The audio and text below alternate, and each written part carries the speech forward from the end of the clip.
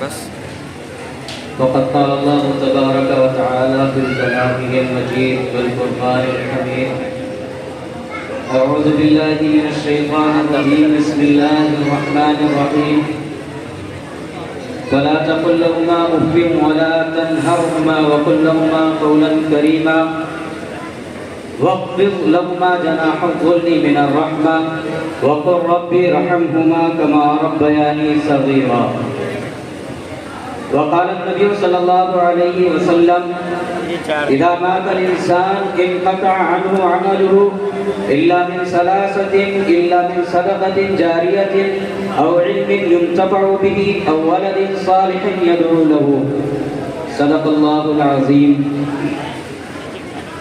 میں نور کے تڑکے میں جس وقت اٹھا سو کر اللہ کی رحمت کے دروازے کھلے پائے، آتی تھی صدا پہ ہم جو مانگنے والا ہو، ہاتھ اپنے عقیدت سے آگے میرے پھیلائے، جو رزق کا طالب ہو میں رزق اسے دوں گا، جو طالب جنت ہو جنت کی طلب لائے، جس کو گناہوں سے بخشش کی تمنا ہو وہ اپنے گناہوں کی کثرت سے نہ گھبرائے، وہ مائل توبہ ہو میں مائل بخشش ہوں، میں رحم سے بخشوں گا وہ شرم سے پچھتائے، وہ کشت طلب ہوئے میں بارش رحمت ہوں، میں دیکھ نہیں سکتا کھیتی کوئی مرجھائے، اے ابر کرم میری سوکھی ہوئی کھیتی ہے، گلزار تمنا پر رحمت کی گھٹا چھائے،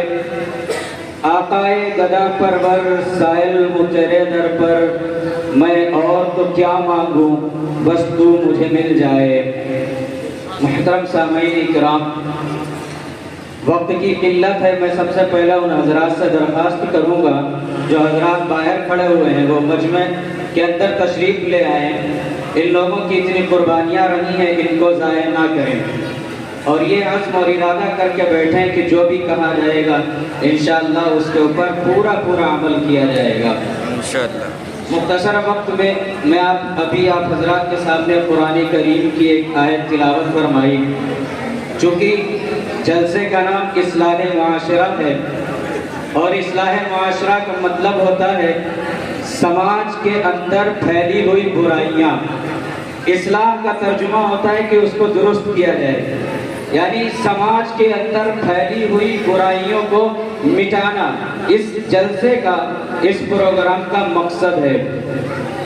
اور آج اس دور کے اندر سماج کے اندر معاشرے کے اندر ایک برائی بہت ہی عام برائی ہے جو گھر گھر پائی جاتی ہے. خاص طور سے وہ برائی نوجوان طبقے کے اندر تو بھرپور پائی جاتی ہے، اور وہ برائی ماں باپ کی نافرمانی کی ہے. یعنی ہر گھر کے اندر اگر ایک نوجوان بیٹا ہے بیٹی ہے تو اس گھر کے اندر نافرمانی والی برائی ضرور پائی جاتی ہے.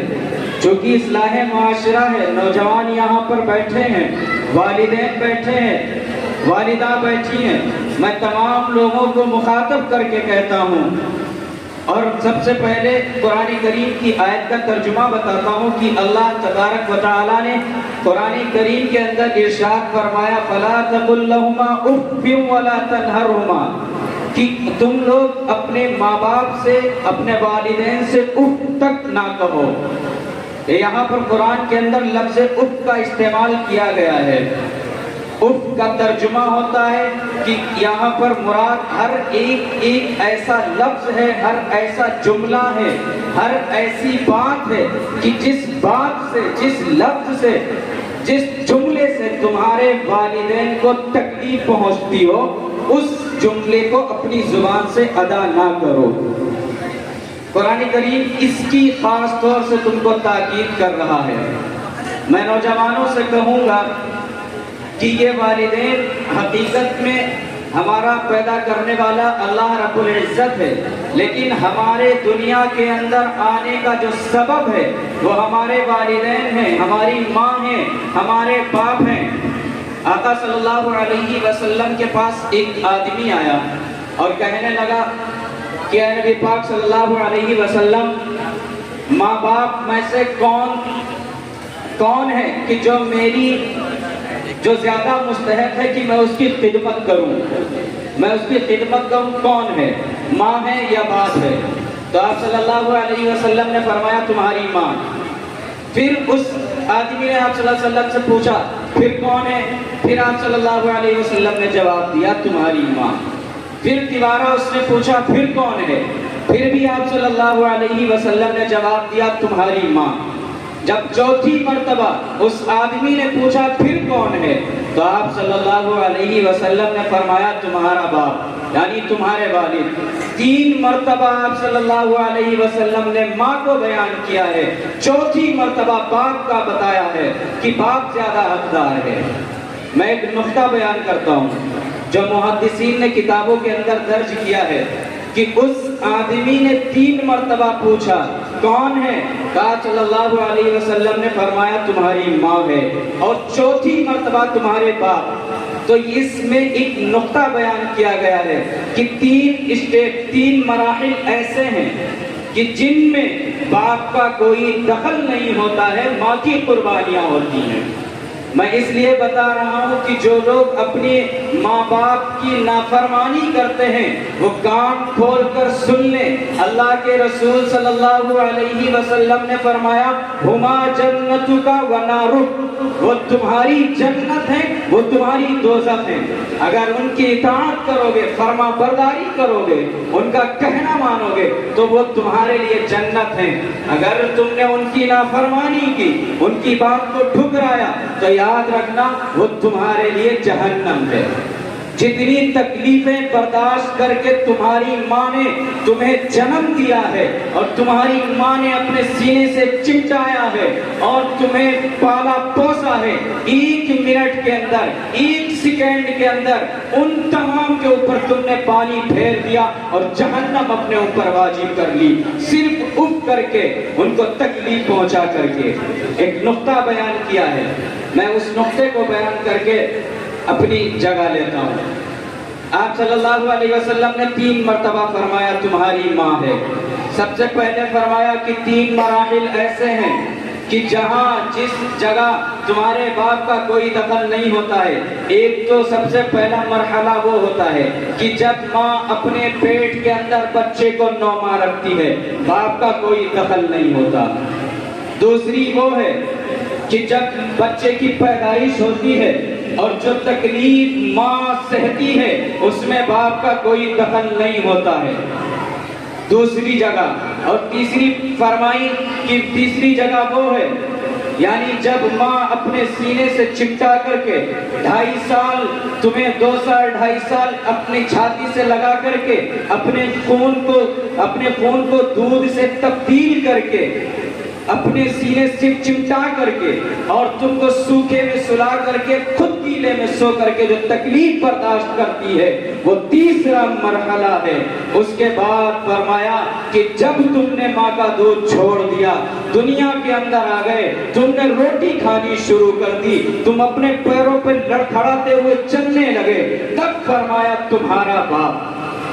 اب باپ کا مسئلہ شروع ہوتا ہے، اب باپ کی ذمہ داریاں بڑھتی ہیں۔ باپ کی ذمہ داری ہلکی مت لینا، یہ باپ اپنے خون و پسینے سے کمائی سے تمہیں روزی کھلاتا ہے، تم جس کی نافرمانی کر دیتے ہو اپنے کام کاج کے چکر میں، تم جس کی نافرمانی کر دیتے ہو اپنے دوست یار کے چکر میں، تم جس کی نافرمانی کر دیتے ہو اپنے کھیل و کود کے چکر میں، یاد رکھنا وہ باپ ہے۔ فرمایا کہ الجنت تحت اقدام امہاتکم، کہ جنت تمہاری ماؤں کے قدموں کے نیچے ہے، تم اس جنت کو ٹھکرا رہے ہو، پل بھر میں تم اپنے اوپر جہنم کو واجب کر لو گے۔ میں سخت کہتا ہوں کہ ان ماں باپ کو، اپنے ماں باپ کی نافرمانی کرنے کو اتنا ہلکا مت سمجھنا کہ تم نے اپنے کام کے چکر میں ان سے کہہ دیا ارے چھوڑو میں نہیں جاتا۔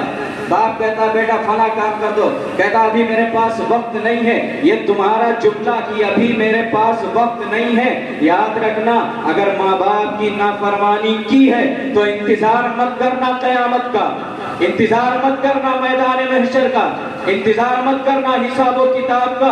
یہ وہ گناہ ہے کہ جس گناہ کا نتیجہ، جس گناہ کا ثمرہ تمہیں دنیا کے اندر دے دیا جاتا ہے، آخرت کا انتظار مت کرنا۔ یہ سوچو کہ پتہ نہیں کیا ہوگا کیا نہیں ہوگا، تمہیں دنیا میں ہی دکھا دیا جائے گا کیا ہونا ہے کیا نہیں ہونا ہے۔ یہ ایک ایسی برائی ہے جو اس وقت نوجوان کے اندر سب سے زیادہ پائی جاتی ہے، اور میں اپنی ماؤں سے، اپنی بہنوں سے بھی کہنا چاہتا ہوں کہ اپنی اولاد کو ایسی تربیت دے، ایسی تربیت دے کہ وہ نافرمانی کرے ہی نہ۔ ان کو ایسی تعلیم دے کہ جس تعلیم کے اندر تمہاری فرما برداری کی تعلیم دی جاتی ہو، بتایا جاتا ہو کہ ماں کا درجہ کیا ہے، باپ کا درجہ کیا ہے۔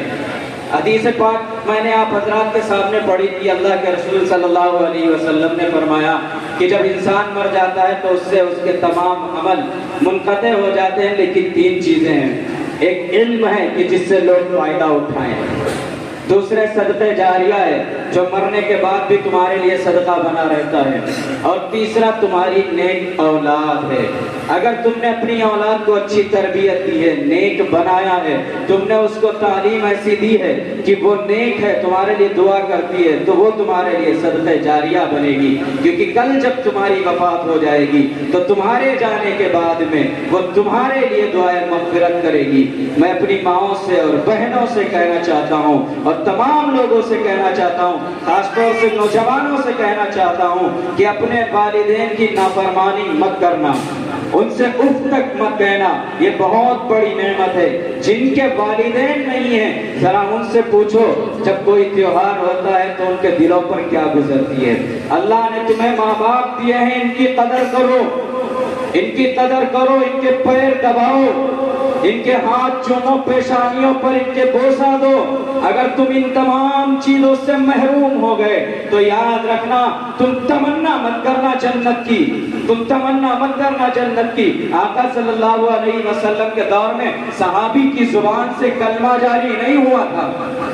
نزا کا وقت ہے، موت قریب ہے، کلمہ جاری نہیں ہو رہا ہے، روح نہیں نکل رہی ہے۔ وہ کون تھا جس کے بارے میں قرآن کریم کہتا ہے رضی اللہ عنہ ورضوا عنہ کہ اللہ ان سے راضی ہو گیا، وہ اللہ سے راضی ہو گئے۔ وہ صحابی کھٹیا کے اوپر پڑا ہے، زبان سے کلمہ جاری نہیں ہو رہا ہے، موت اس کو نہیں آ رہی ہے، وہ مر نہیں رہے ہیں۔ اللہ کے رسول سے جب فرمایا کہ اللہ کے رسول حضرت علقمہ کی نزا کا وقت ہے، زبان سے کلمہ جاری نہیں ہو رہا، ان کی والدہ کو بلا کر کے پوچھا کیا وجہ ہے، تو ان کی ماں نے کہا کہ اللہ کے رسول صلی اللہ علیہ وسلم یہ مجھ پر اپنی بیوی کو ترجیح دیتے ہیں، مجھ سے زیادہ اپنی بیوی کا کہاں مانتے ہیں، میری فرما برداری کم کرتے ہیں، اپنی بیوی کی زیادہ سنتے ہیں۔ اللہ کے رسول نے کہا لکڑیاں اکٹھا کرو، علقمہ کو لے آؤ، آگ لگا دو۔